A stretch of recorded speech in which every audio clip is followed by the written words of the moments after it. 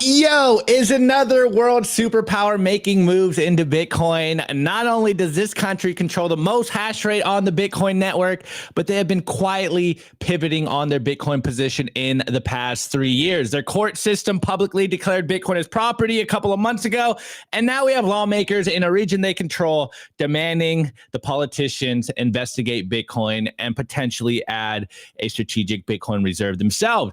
Ever since the USA announced their intentions for a strategic Bitcoin reserve, the global pressure to adopt Bitcoin is ramping up. We've seen Russia talk about it, and now China is starting to show the FOMO to adopt Bitcoin. Will this happen quickly? Who will be the first one to adopt it? We don't know, but what we do know is the global hash war is picking up. All right, guys, let's get into this news story, but before I do that, I am not alone. We have the Bitcoin shooter with us, and of course, our boy Chris Alamo coming in as co-host. So let's dive into this article here, guys. The headline: a Hong Kong lawmaker proposes Bitcoin inclusion in fiscal reserves. Remember, we did cover this a couple of weeks ago, that another Hong Kong lawmaker talked about a strategic Bitcoin reserve, though he was from a smaller party. And this guy, this Hong Kong lawmaker, he's from a bigger party, literally one that has a lot more effectiveness, a lot more control in Hong Kong than the previous one. So let's get into this article. Politician and entrepreneur Wu, I am going to butcher this, Yes Huang, I don't know, sorry, a member of the Hong Kong Legislative Council and the National Committee of the Chinese People's Political Consultative Conference, has called for the inclusion of Bitcoin in the city's fiscal reserves. The proposal emerged during an interview published by the pro-Beijing newspaper Wen Wai Po, and here you can see some of his remarks. So Wu remarks, featured in a special topic piece dated December 30th, so yesterday for them in China, emphasized that including Bitcoin in the National Financial Reserve is not a new idea, highlighting the fact that a number of smaller countries have already adopted Bitcoin as legal currency. But Wu further pointed out that some states in the U.S. have also legislated that 10% of their reserves will be in Bitcoin, allowing for a more diversified asset allocation. He added that if the U.S. President-elect Donald Trump were to, quote, aggressively promote the inclusion of Bitcoin into government strategic reserves, it would have a global impact, especially on traditional reserve assets. We've been talking about this ever since Trump came out, talked about a Bitcoin reserve, strategic Bitcoin reserve or stockpile, that now everyone has to take it seriously. And we're starting to see the impact not only on the Bitcoin price, but the conversation worldwide. People are starting to take Bitcoin very seriously. So Wu used this context to urge the Hong Kong Special Administrative Region government to consider whether to, quote, incorporate digital assets and cryptocurrencies into financial reserves, including the possibility sorry, I need to check my audio. Including the possibility of using the exchange fund for continual BTC purchases over the long term. In response to these calls, the SARC's Government Treasury Bureau confirmed that Hong Kong's foreign exchange funds invest in, quote, globally diversified asset class and markets to spread risk and enhance long-term returns.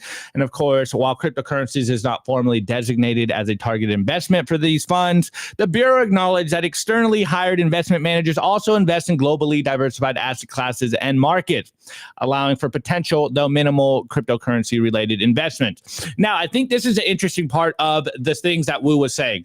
Wu expressed concerns about the broader ramifications of the United States were to recognize BTC as a strategic reserve asset. He suggested that such a move could destabilize traditional assets. If economic powerhouses actively incorporate Bitcoin into strategic reserves, its value will stabilize, prompting more countries to follow suit and reduce holdings in traditional assets, causing traditional asset prices to fall and shrinking government financial reserves. It's literally him saying, you know, everything is going to zero against Bitcoin. All roads lead to Bitcoin. The incentives of Bitcoin necessarily mean that, hey, if you understand Bitcoin, more value is going to go into Bitcoin. And let's not forget, the total global traditional asset value is somewhere around 900 trillion. Bitcoin's at about 2 trillion. And so he's essentially saying everything is going to zero against Bitcoin. Maybe we should buy some. Maybe it's catching on. So here we go. Last last quote from this article, then I'll pass along to our co-host and our guest. Wu posited that BTC might eventually replace,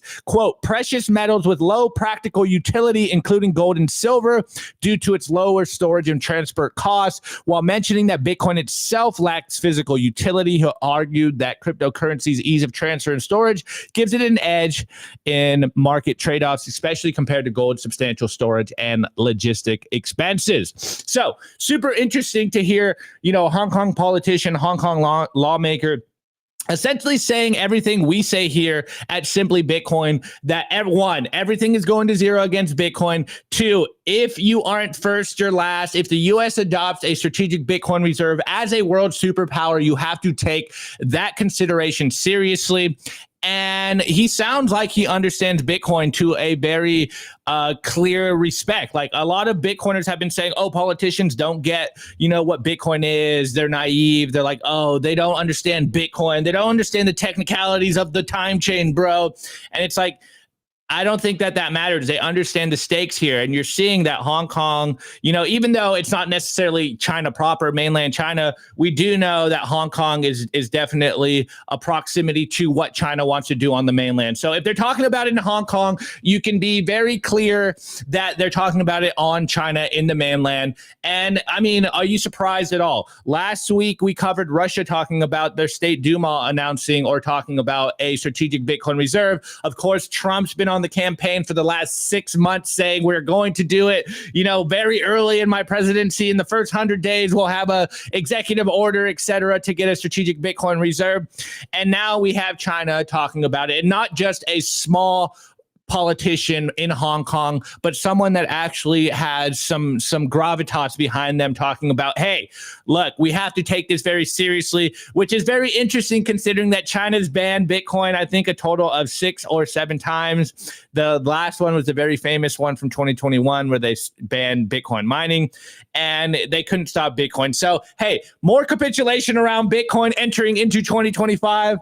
And it's just hard not to get bullish on this. It's just hard not to realize that it's actually happening right now. People are taking Bitcoin seriously. And as much as a Bitcoiner that I'm like, hey, the separation of money and state, I think we knew this was going to happen eventually. I hate to be a Bitcoiner kind of cheering on the state here. That's not what I'm doing. I'm just acknowledging the fact and the reports coming out that it looks like they want some Bitcoin on their balance sheet, guys. It's almost like it's happening. Anyways, I'm going to pass it over to the Bitcoin shooter. Bitcoin shooter, good morning. And what's your thoughts on potentially Hong Kong adding a strategic Bitcoin reserve? Yeah, good morning. And nice energy, man. I always appreciate the high energy here. Yeah, like you're saying, I don't know if it's going to be a good thing or a bad thing, but they always say Bitcoin is for enemies. So it's kind of like it's out of our control, right? It's permissionless. They can do what they want. But yeah, maybe they don't understand exactly how it works, but they understand the numbers going up. And when you hear Putin talk about, who can ban Bitcoin, nobody. I think they see the benefit in it. And yeah, let's have them sell all the gold for Bitcoin. I guess we can all have gold-plated toilets.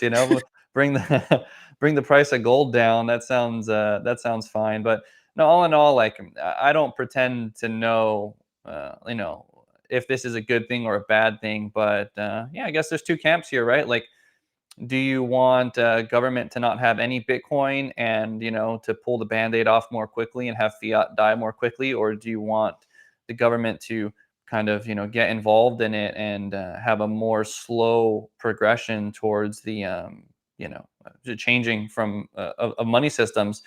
I don't know, but yeah, I guess I'm not surprised. Yeah, like you're saying, I think if you're imagining a hyper Bitcoinized future, this is kind of what you would expect to see. So yeah, I think the future will tell. In a perfect world, it'd be nice if these countries were stacking Bitcoin on behalf of the citizens, and there was some rule that says, hey, we're going to distribute it to citizens in a particular way. I don't know about the game theory about countries stockpiling Bitcoin and if they're going to try to fight it later, but I think what this does is it tells the public, hey, there's something unique about Bitcoin compared to gold. There are, reasons why it's a better store of value. And also, I think it's just, it's just telling the world that this thing is serious and countries are really starting to take it. So Man, I don't pretend to have a big enough brain to understand what this means, but I mean, we can't stop it. So I'm for it, man. Let's do it. Yeah, it is pretty crazy to see governments talk about Bitcoin, even, embracing it or even acknowledging it for, I don't know, the whole time I've been in Bitcoin, they've been trying to be like, that doesn't matter, guys. Let's not talk about it. This isn't a real thing. What's it? It's backed by hot air. And now they're like, actually, this might save us. Like this actually might, get us out of our debt though. And, I'm gonna give a nod to Jason Lowry here on this one, because I haven't read Soft Power yet, but I've heard some of the thesis, and it is almost like playing out how he kind of talked about that. It's becoming a national security interest device here. Like it's becoming what's a national security issue at this point. And it looks like all the three world superpowers are waking up to that idea that, oh my God, we have to take Bitcoin seriously. Like it's no longer going to be dead. It's no longer something we can just put in the corner. It's like, if the US is going to adopt it, Russia's going to adopt it, China's going to adopt it. And for better or worse, I think this is where we are in the story. And we got to make sure that we protect ourselves, but also that we don't get co-opted, I think, at this point. Anyway, I'm going to pass it over to Chris, because he's more of a big brain, more on the right side of the bell curve than I am. So, Chris, good morning. What's your thoughts on, maybe the potential of China adopting a strategic Bitcoin reserve? Good morning, guys. Merry Christmas. Happy New Year. I know we're getting close, so looking forward to 2025. I think we were always going to be in this game plan of basically nation states competing to stack as much Bitcoin as possible. I think one thing that's very interesting, obviously Russia and to a greater extent China with this Hong Kong news, that these are countries that were basically the powerhouses of the BRICS nations, not calling any of the other Brazil, India, Portugal, and I forget the other ones that are part of the BRICS nations. But basically, China and Russia are probably the two biggest powerhouses of the BRICS nations. It's basically that they're signaling, they're soft signaling that, hey, like maybe this strategic reserve currency with us when we don't really trust each other is not going to work. But something like Bitcoin, where it's decentralized, trustless, no counterparty risk if you hold your own keys, is a way to this perfect currency that we're basically looking for. Like, we don't have to be under the thumb of the hegemony of the US dollar and the US government, and we can have this currency that operates outside the system. So it almost seems like they're soft walking back of the BRICS currency that they've been talking about for Opti. I mean, we've been talking about this for at least 2 or 3 years now, but I definitely think they're seeing Bitcoin as an actual viable alternative that doesn't require trust with people that you don't necessarily trust.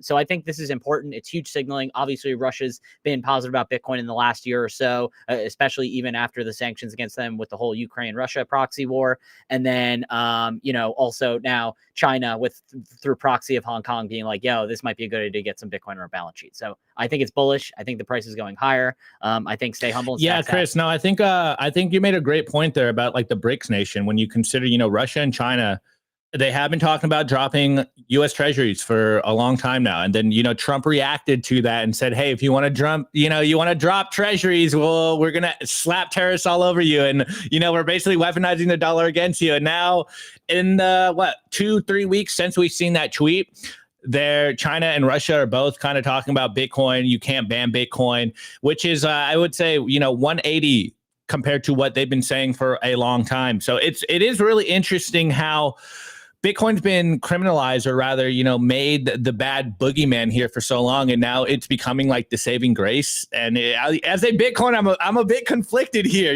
I want the fiat currencies to lose purchasing power against the dollar, but I'm also like, man, they're trying to use Bitcoin to back the dollar. It's like, oh shit, number's going to go up, but also, are we really here to save the dollar? Like, it feels icky, bro. I think the one thing that's true about it, like, I do think they're trying to use it to save their fiat currencies. But at the end of the day, when we look in history, even when we have hard currencies, whether it was gold or, silver, these times in history, it's good for a generations max. Maybe the denarian, the Roman denarian was like 250 years. So that's at least like 6 to, 10 generations, let's just say. Eventually, over time, they still manipulate the money, either with coin clippings or with, like, you know, the US when we were backing it by gold, but then we were changing the money multiplier. So, like, there's always human incentives will perverse the money if they have the ability to do so. So I do think, like, you know, in the short term, yeah, we're backing fiat currencies and they survive a little bit longer. But at the end of the day, like, the damage is already done, and the damage will continue to happen in the future for fiat currencies. I think Bitcoin is kind of the life raft. You know, stack sats yourself, put them in self storage, you know, self custody them yourself, and you're going to be much better off in the long run. Totally. Yeah, I wanted to echo that, really. I mean, you know, all fiat's going to die, but I don't know if we can really get it across to people that, you know, you have to be able to take custody. I mean, if you back the dollar with Bitcoin, what does that mean exactly? Can you, like, back in the old days when you had it backed by gold, you know, you could exchange your dollar for gold, right? But how will that work? I don't imagine they're going to be offering something like that. But it's nice to have competition, right? Like when Trump says we want to do all the Bitcoin stuff, I mean, I don't know. It's nice to have other countries competing. And, you know, maybe with game theory, they're going to be competing to have other Bitcoiners as citizens, and maybe other countries will be more friendly with some of the other freedom ideas that Bitcoiners have, you know, like guns and freedom of speech and stuff like that. It would be nice to have multiple places like that to go to. El Salvador is obviously kind of trending in that direction. I don't know where they stand on guns right now, because of course they've had so many violent issues in the past. I can see why their people might not be that interested in it. But yeah, I mean, it raises another interesting question about, you know, self-custody and UTXOs and scaling. You know, if the government's getting involved and institutions are getting involved, you know, I mean, obviously not everyone's going to be able to fit on chain, right? So we need to be able to take custody. We need to be able to make runs on these institutions. But anyway, like, in my opinion, all this stuff is inevitable. I feel like when the government wants to do something, it's going to do something. Maybe if, like, really you get the masses behind it and a big push, you can stop them from doing something. But other than that, you know, I think they're going to do whatever they want, which is why I like Bitcoin, is because no matter what they do, I can take control of my own finances, my own money. I can custody it and let them fade out, and we can hold on to it. But yeah, so we'll just have to see how it goes. Totally, bro. It's very interesting, the world we're heading in right now. It's definitely no longer the same world with everyone, you know, going towards the Bitcoin train. Everything seems to be changing in real time. It's really almost like we're living the fourth turning, even though I don't know if people would agree with all that, but things are changing right now in real time. Anyways, guys, of course, you already know the deal. We got to pay the bills here. So shouts out to Bitcoin Well, the best place to buy Bitcoin. Literally, you need a Bitcoin wallet to buy Bitcoin here. It is self-custody by default, and this is by design. This means they will never hold your Bitcoin, and you could never get rug pulled on Bitcoin Well. It goes directly to you when you buy.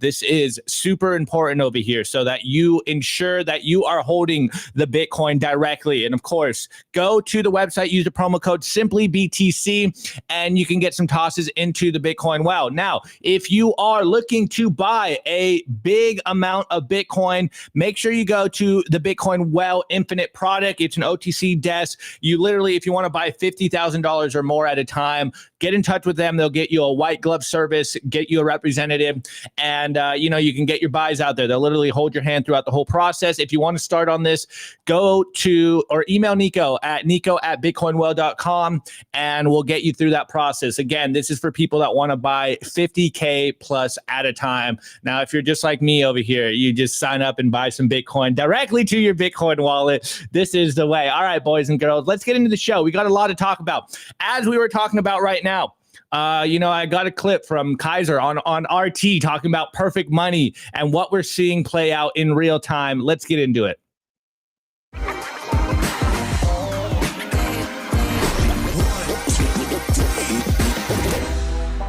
I want to tell you guys about our sponsor, Stamp Seed. Is your Bitcoin in cold storage really secure? Are your seed words really secure? Stamp Seed's do-it-yourself kit has everything you'll need to hammer your seed words into commercial-grade titanium plates instead of writing them down on paper. Don't do that. Paper sucks. You want to literally stamp your seed into this plate of titanium.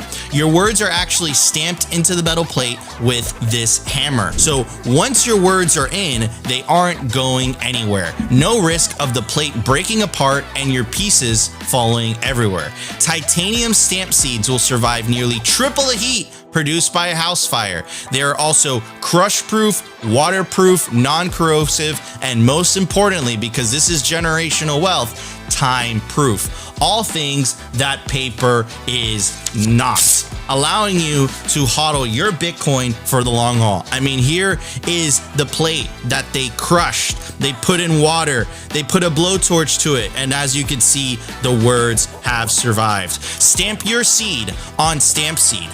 And you can use promo code SIMPLY to get 15% off anything on their store. All right, guys, scan the QR code. Make sure you get yourself a StampSeed kit. You can get 15% off with the promo code SIMPLY and ensure that you are holding your Bitcoin for the long term.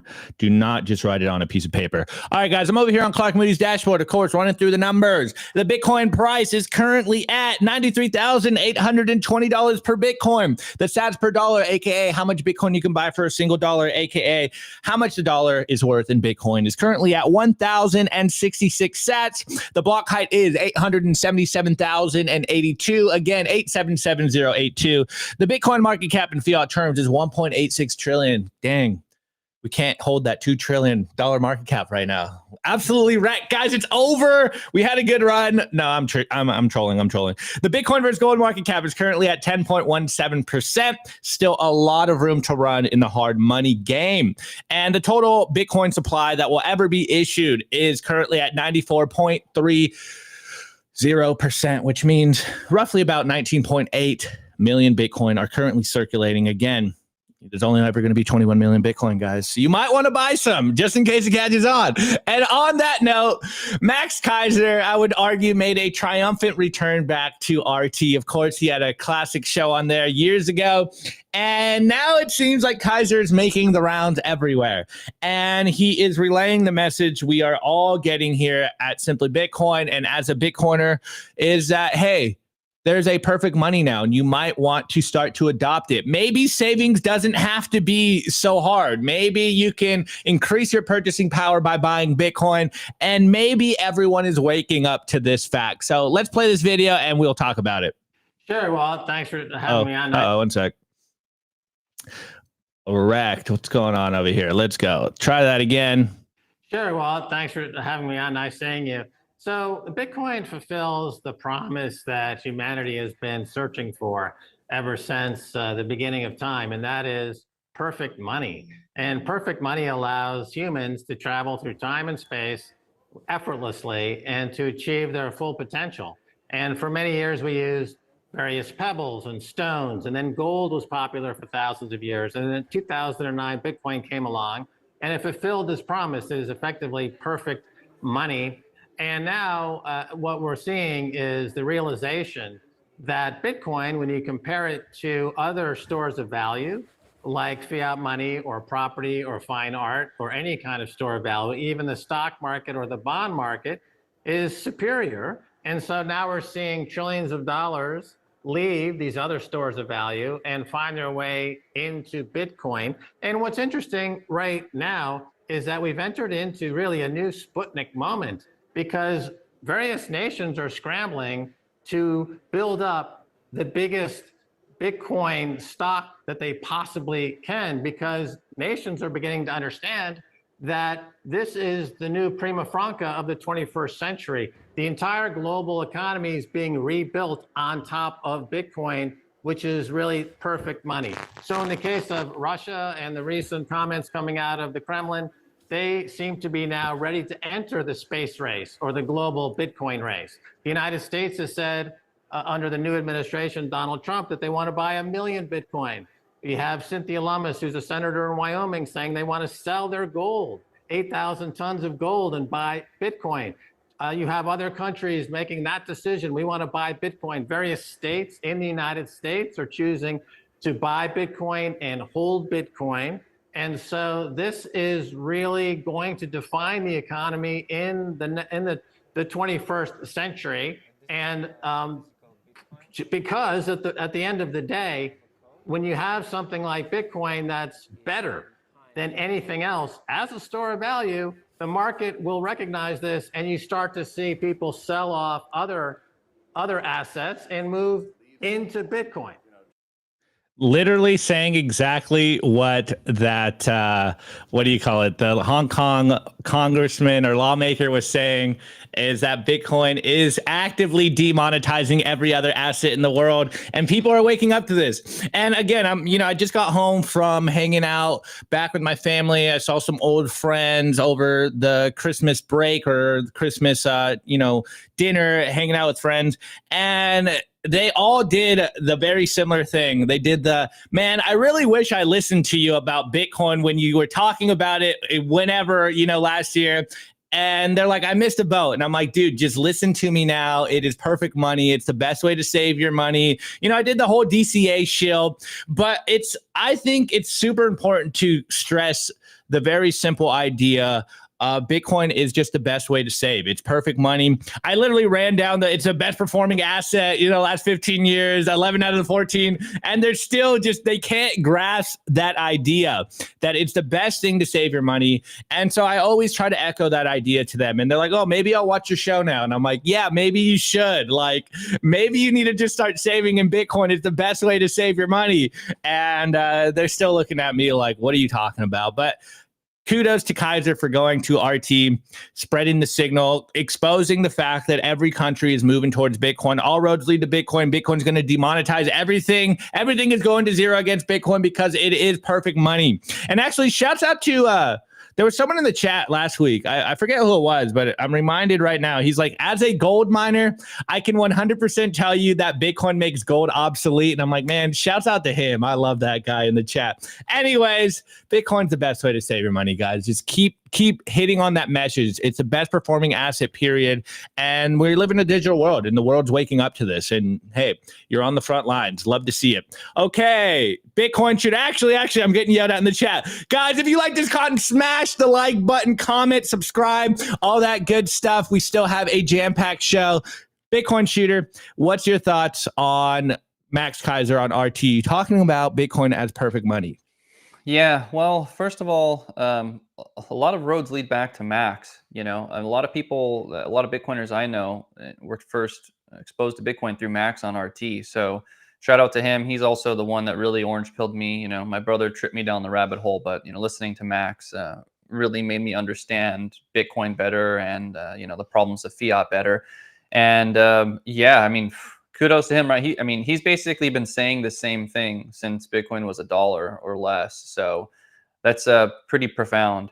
And yeah, I agree with you. I mean, Bitcoin is just it makes saving easy again, right? I mean, you can buy $1 of it, you can buy $10 of it. It's the only thing you can actually custody, right? Like I imagine maybe future like financial products is like, okay, you can't afford to buy a whole house, but you realize that real estate is a good savings vehicle. So why don't you buy like a fraction of this house? You and a bunch, like 1,000 other people can buy little fractions of it. So if you want to invest $100 in real estate, you can do that, but you can't even actually take custody of that thing. So yeah, Bitcoin is just like Max said, it's the best money we've ever had. And I think since money is so foundational, people don't actually realize how profound it is. Like it's more profound than language even, right? And imagine if we didn't have language and we couldn't communicate with each other, we wouldn't be able to accomplish, virtually everything that we've accomplished as a species.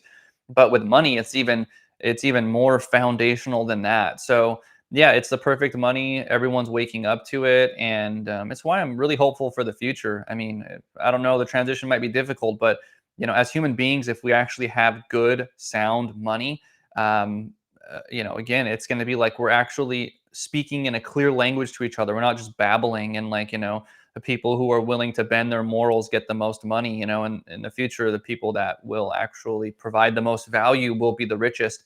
So yeah, it's nice to see Max on RT, and it's just classic Max Kieser. I mean, what else do you expect? I'm surprised the guy even fucking does these things still. I mean, I would imagine he'd be bored by now. Like, hey, you idiots, I've been telling you to buy this thing forever. So yeah, shout out to Max Kieser, and as pretty much always, he's absolutely right.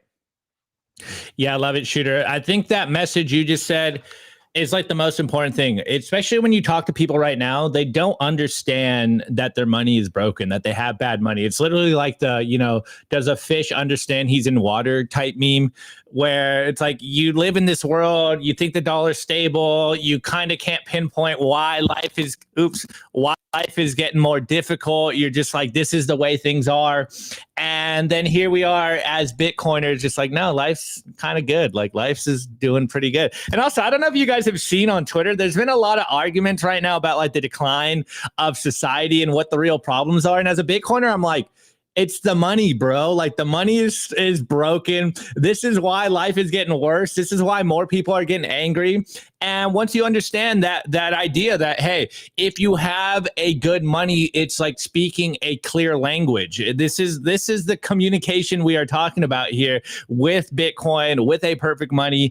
And it really is, like you said about Kieser, it really is frustrating when you try to talk to people about this constantly, because it's like, it seems so obvious to us at this point. When you talk to your friends, you're like, dude, just like start saving in it. It's really not that hard. It is what it is. Okay, let's go to Chris. Chris, what's your thoughts on Max Kieser on RT, or rather maybe the message of a perfect money? No, I think Max has been hitting out of the park. I mean, he's been doing this for over a decade now. I mean, he said he was buying into Bitcoin, at like $10. I know. And then he felt like he missed it even back then when people were buying it sub $1. And then he has the famous stories of gifting Alex Jones and even Tim Pool and a few other people, like very early on, like tons of Bitcoin, like what with the equivalent of billions of dollars, if not hundreds of millions of Bitcoin back in the day. And a lot of them misplaced it, lost it. And I think that just goes to show, like, the people don't enjoy Bitcoin or things if it's given to them. If I give you a brand new car, you're less likely to take good care of it, versus if you work hard over time, like earn it and buy the car yourself, and then like you take better care of it. Like a lot of people mishandled billions of dollars or millions of dollars of Bitcoin because they didn't see it as valuable, versus if you work over time. We preach DCA or lump sum investing, and you had to expend your time, effort, and energy to get that fiat currency or money that you have in order to exchange it for Bitcoin. And then you go along the ride of seeing it appreciate in price and collapse in price when it dips. And I think people really appreciate it when you work hard for something and then you get the fruits of your labor.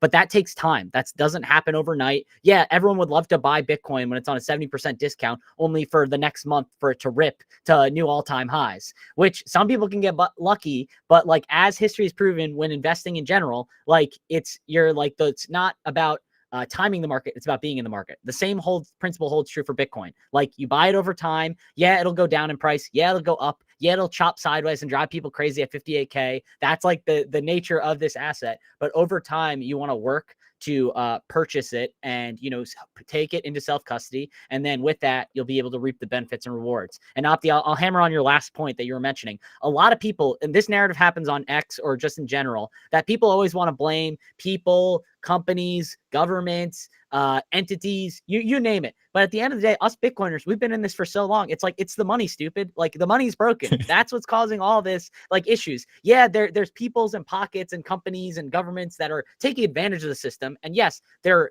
aiding and abetting it. But at the end of the day, it's the base, the root cause of the problem is the money. The money is the issue. You fix that. I know of the trope in the Bitcoin community is fix the money, fix the world. I don't think that's fully true. I do think we're still going to have issues, but fix the money and we fix a fucking lot. So I think that's what I'm sending. Bars. It starts with the money. Guys, I say it all the time.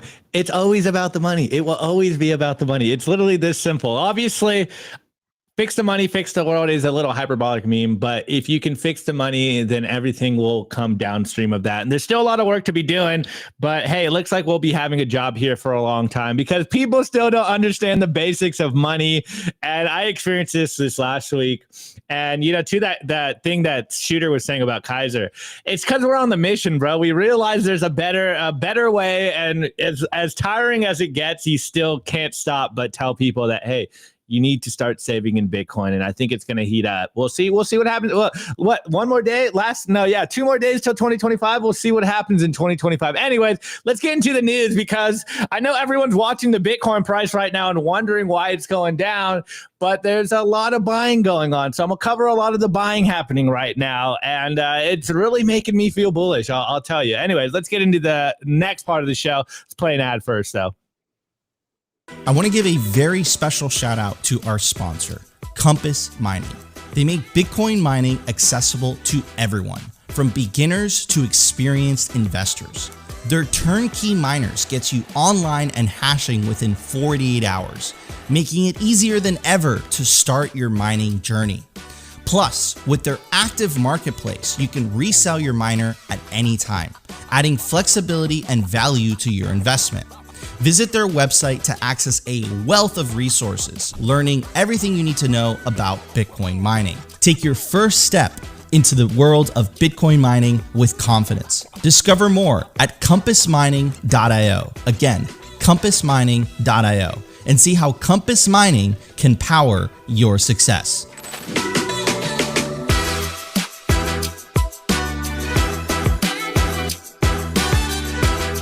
I want to give a shout out to our sponsor, Foundation. It's self-custody done right. They built a premium grade hardware wallet called Passport right here in the US, and it integrates seamlessly with their free app called Envoy.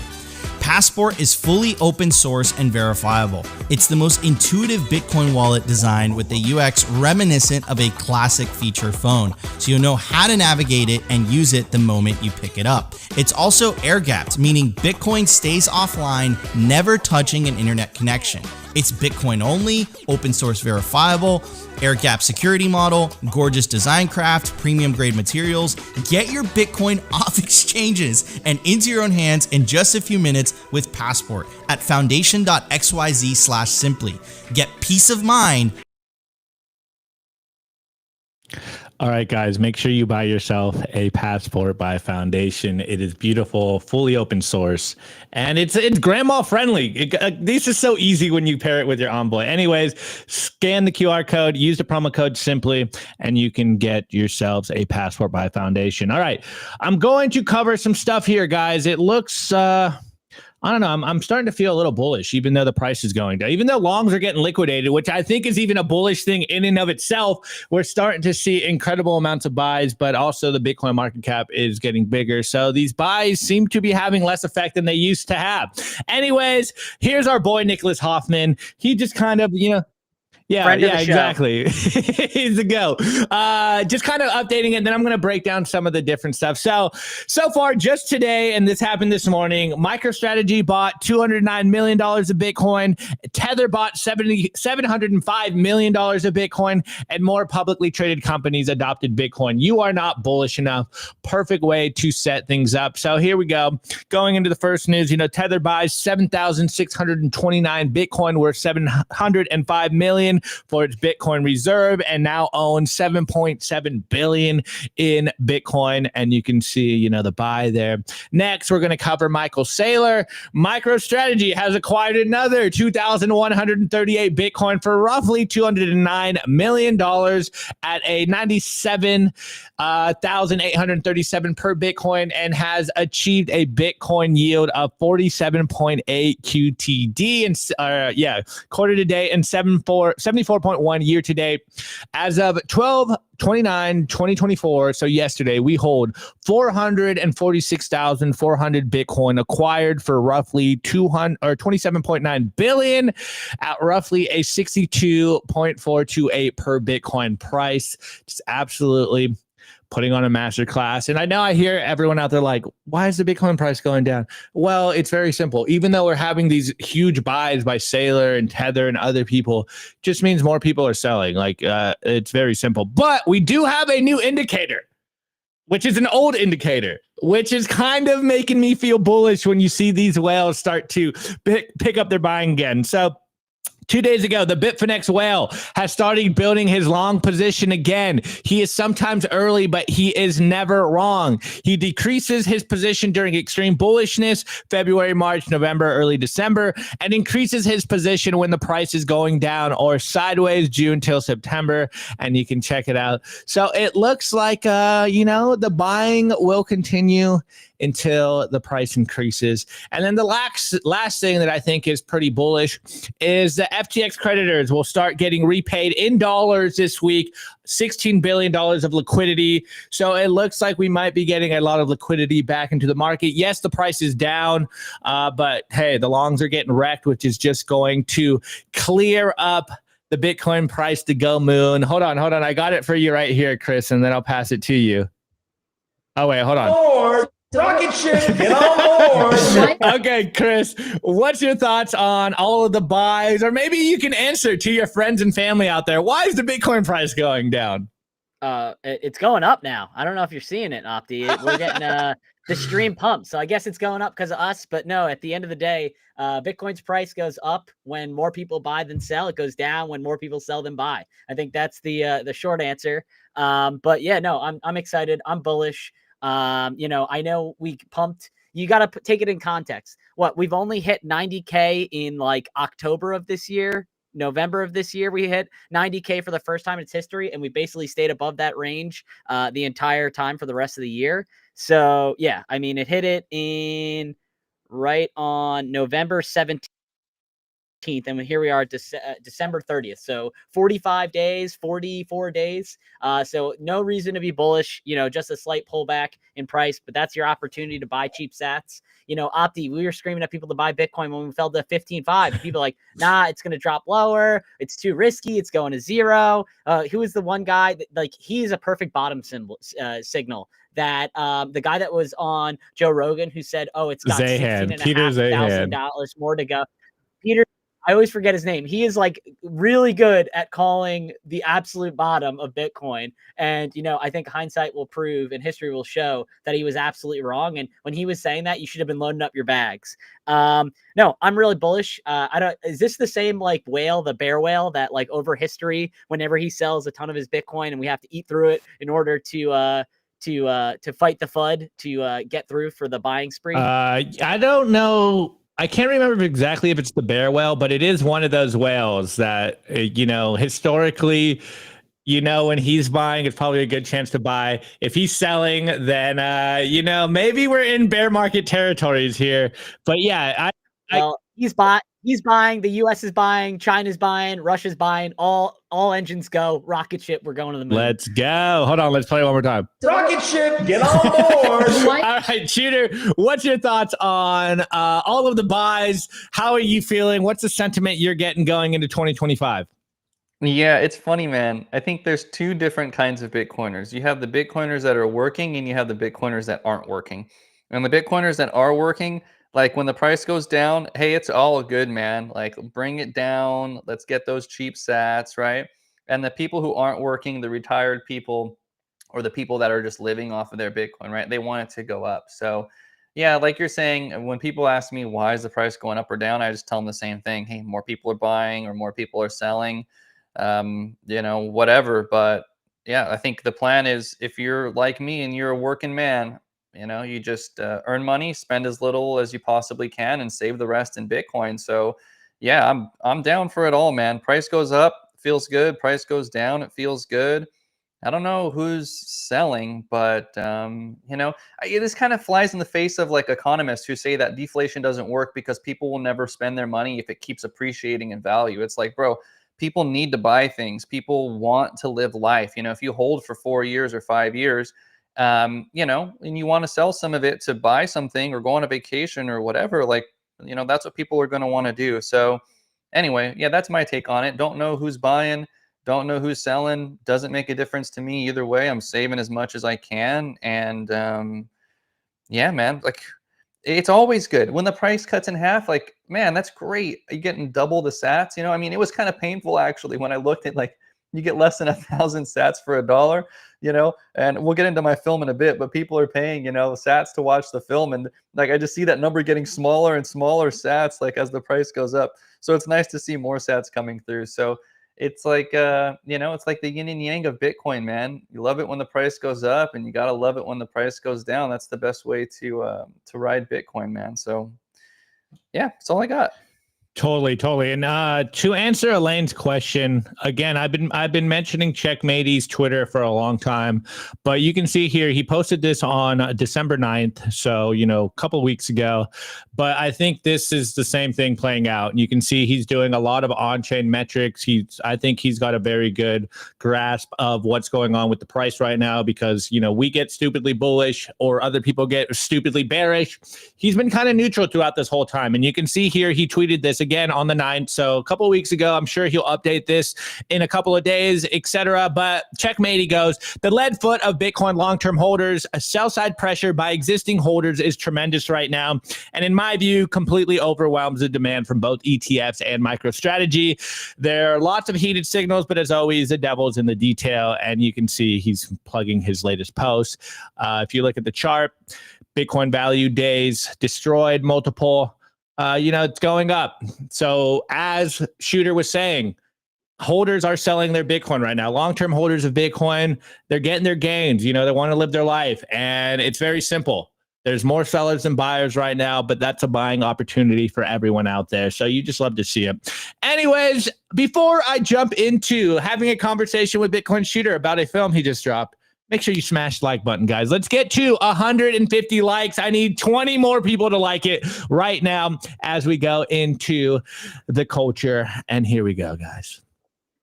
I want to give a shout out to our sponsor, HIVE Digital Technologies. As the first ever public miner, HIVE's been battle tested through every possible market. And as the first with an AI strategy, HIVE continues to redefine the future of sustainable energy. Also, gotta casually drop this in here, HIVE consistently tops the industry in Bitcoin mined per exahash. They're lean and mean, they're green and clean, and they're changing the game. Learn more by following them at HIVE Digital Tech or check out their website, hivedigitaltech.com.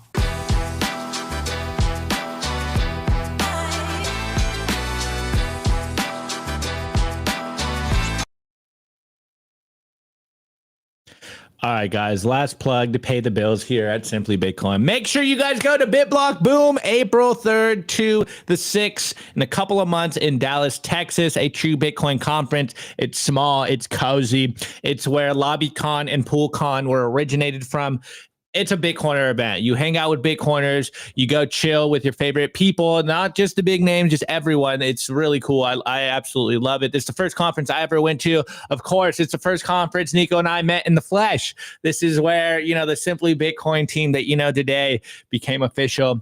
Make sure you scan the QR code, get yourself a ticket, and if you use the promo code BBB21, you can get $100 off the ticket. Do it now because everyone does the same thing. They're like, oh, bro, I don't want to go. And then the conference comes and then they're FOMOing late. Well, you can get your ticket now. It's the cheapest it will ever be. All right, moving forward. Our boy Bitcoin Shooter. You dropped a movie, bro. Fellow content creator in a little different avenue, but you've been working on this. You just dropped this movie. So, hey, maybe I just play the trailer real quick. All right, I'll just drop the trailer real quick and then we'll talk about it. Nothing else has to change for the average person to feel a complete improvement in their life by just prices not going up anymore. I buy milk today and it's $1, and I come back next week and next year and it's still $1. Phew, wow, that's great.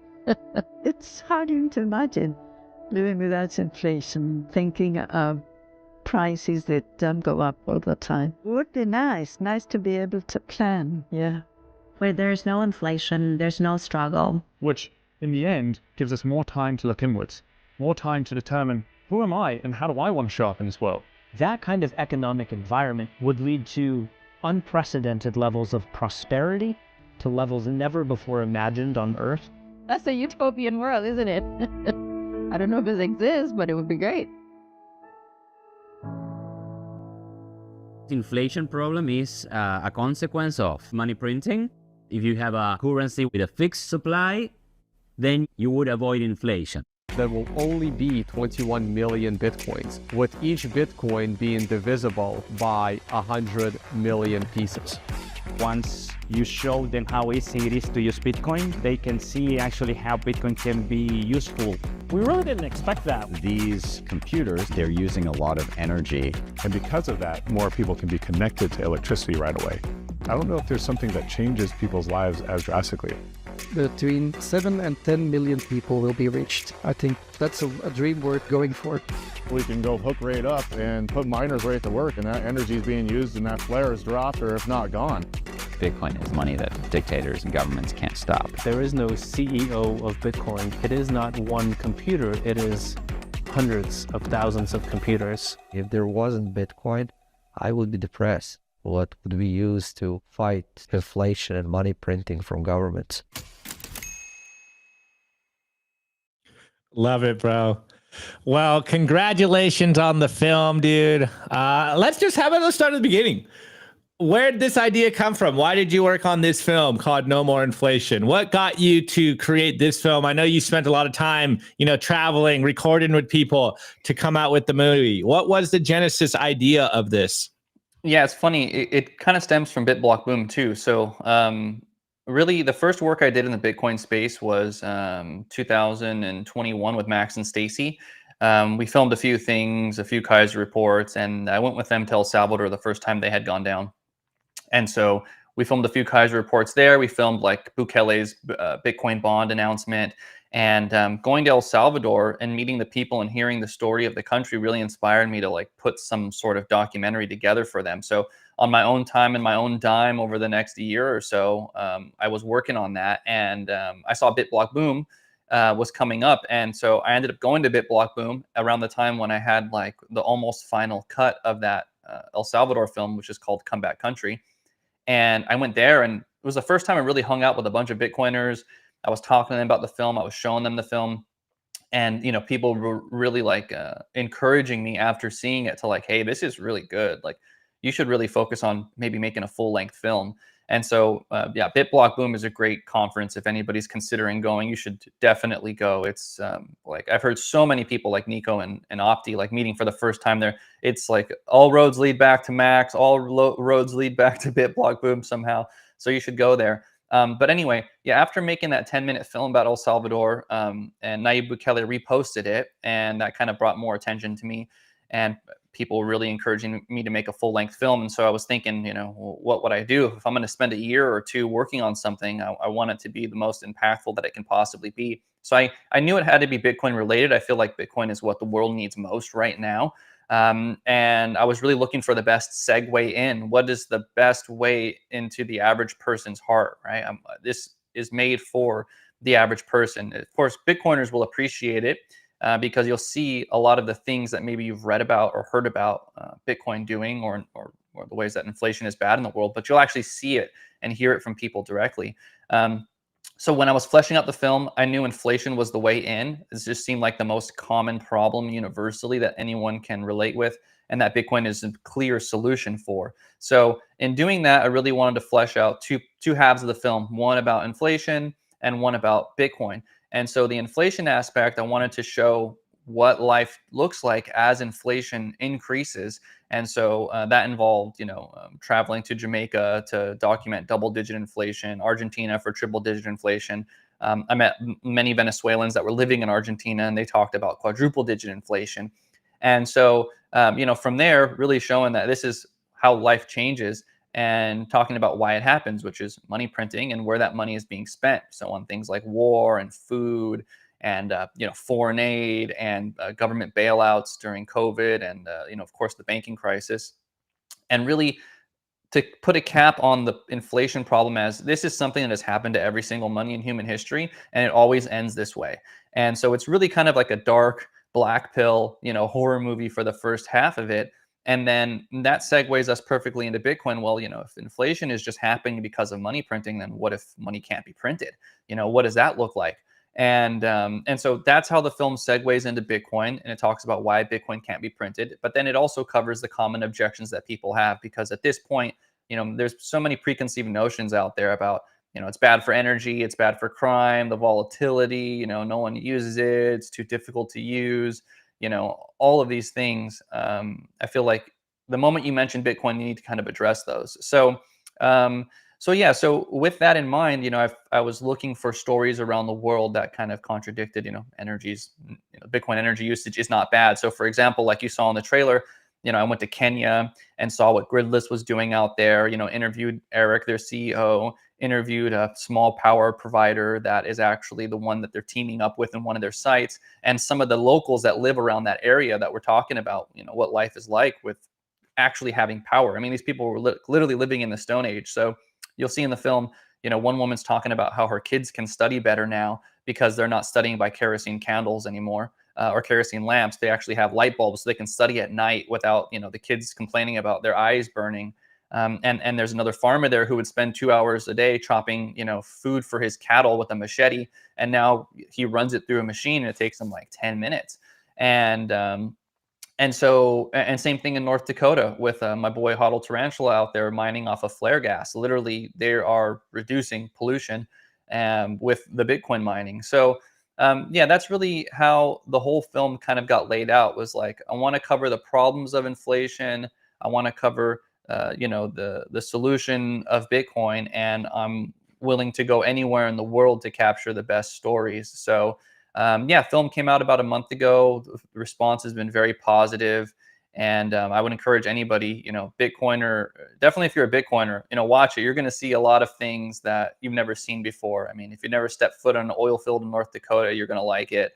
Same thing in Kenya. And you can watch it at nomorinflation.com. And then after you watch it, the best thing is really to share it. I really set out to make this like, Netflix worthy. I wanted, 1 million people, 10 million people, 20 million, 100 million people to see it.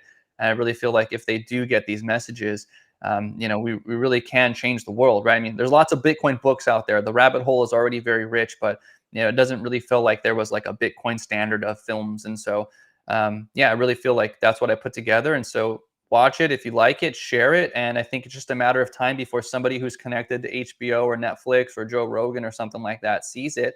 And, we can get this on a big platform. And then, the rising tide lifts all ships, so that's kind of the film in a nutshell, man. It's been 2 years. It's been a crazy journey. It's been exhausting, but it's been extremely rewarding. And I'm very thankful for all the people that helped me along the journey to get it done. And I'm really proud of it. And I hope everybody watches it and lets me know what they think, man. Love it, bro. Yeah, I mean, look, we were kind of excuse me, joking about it before the show. We show up every single day to work. But when you do what you do, you take 2 years of your life and then you have, a product at the end. And so I'm sure it's a labor of love. Now, my question is as a filmmaker, obviously you go into this with an idea, you kind of have a goal, what you kind of want to do with the movie, but while you do it, I'm sure some interesting stuff happened, maybe some eye-opening moments. So could you maybe talk about one of those things for the audience? Like, what was one of the things that you learned while making this film that you think other people should know? Yeah, it is interesting, man. I mean, it's a lot of fun. I never worked on a project for so long and been able to dedicate so much time for it. I mean, one of the most difficult parts was trying to explain to people what was going to be in the film without the actual film being made, because that's kind of the whole point of making the film, is to communicate a bunch of information in an hour that's kind of impossible for you to do in person with people. And so, I mean, there's so much stuff, there's like, if the film's an hour long, I probably have like 500 hours of footage, right? Between interviews and filming here and there. And so probably there'll be spinoffs of this, and I'll have like longer extended interviews so people can get more, deep stories. Like in North Dakota, for example, working on an oil field, I would never talk to people that worked on an oil field, and to understand the kind of will that it takes to wake up every morning before the sun and to go out in a dangerous environment every day and come back, after the sun sets. And to do that over and over and over again, gave me tremendous respect for them. And there's actual like a brotherhood, a sisterhood that happens out there, where you work in a dangerous environment and you're trusting other people that are on that site before you to come out and to like do their job correctly. Because if they don't, they might be putting you in danger and you might not come back that day. And you have that same responsibility for yourself when you're out there. You want to make sure that you don't set the next person up for failure, you know, to hurt themselves.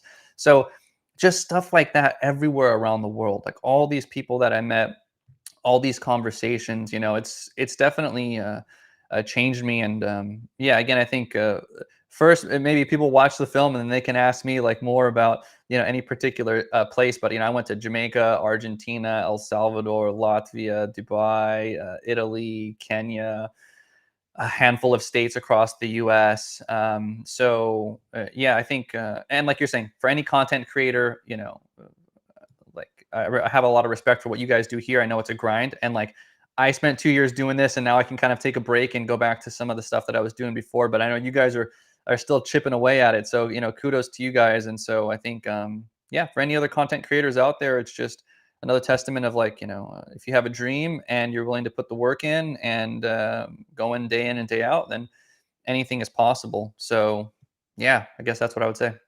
Love it. Well, I'm going to pass it over to Chris here because he was giving you some praise earlier about the movie. So Chris, you want to chime in here for the audience?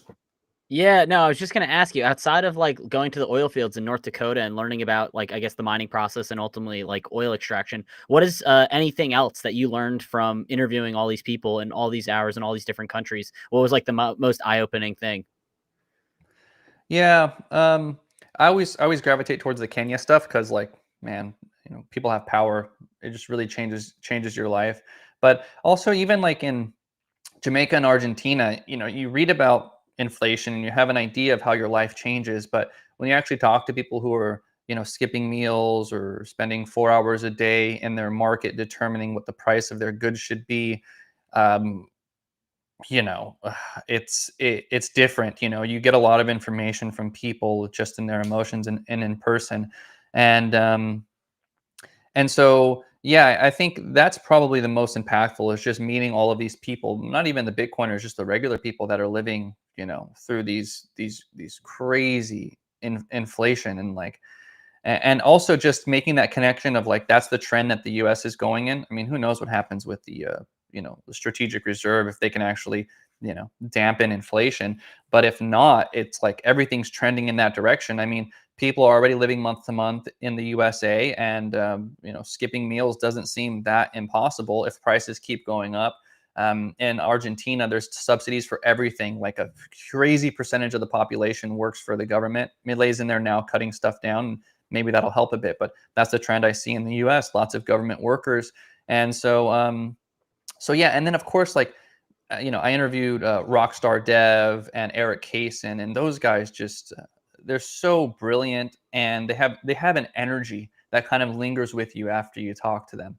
And then of course, like there's some well-known people in the film like Graham Hancock and Robert Malone, and I never imagined I would be, you know, interviewing those guys, especially Graham Hancock. You know, for people that don't know, he's more known for ancient civilization stuff. He's got a show on Netflix.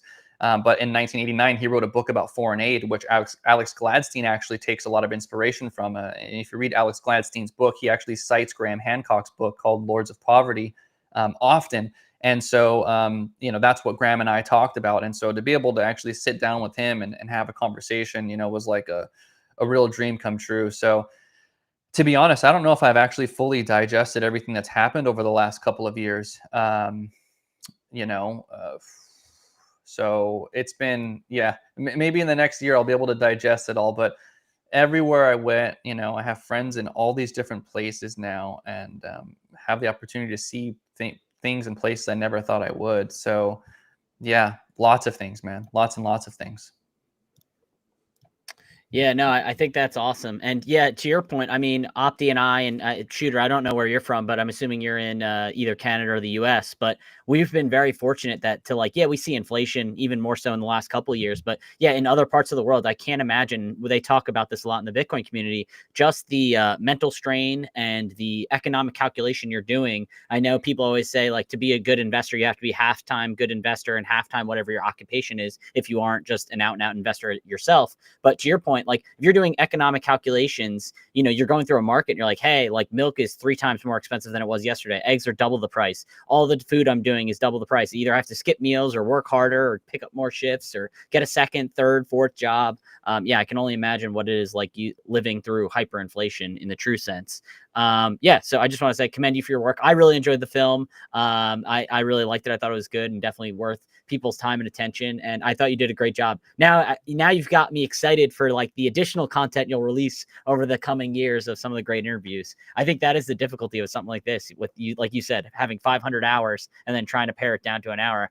I feel like you definitely could have done at least 2 hours easily. But no, I really appreciate it, and I'll toss it back to Opti if he has any more questions. No, I was just going to give Shooter a moment here to do, you know, the last TLDR elevator pitch, get people over to No More Inflation, you know, get them to watch the video. So the floor is yours, Shooter.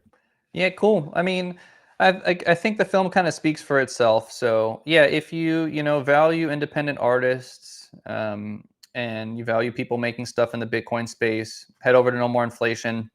It's pretty sweet. It's only $10 right now. You can pay with a card, or if you pay with Lightning, you get an 8.21% discount, and then you get access to the film for a week.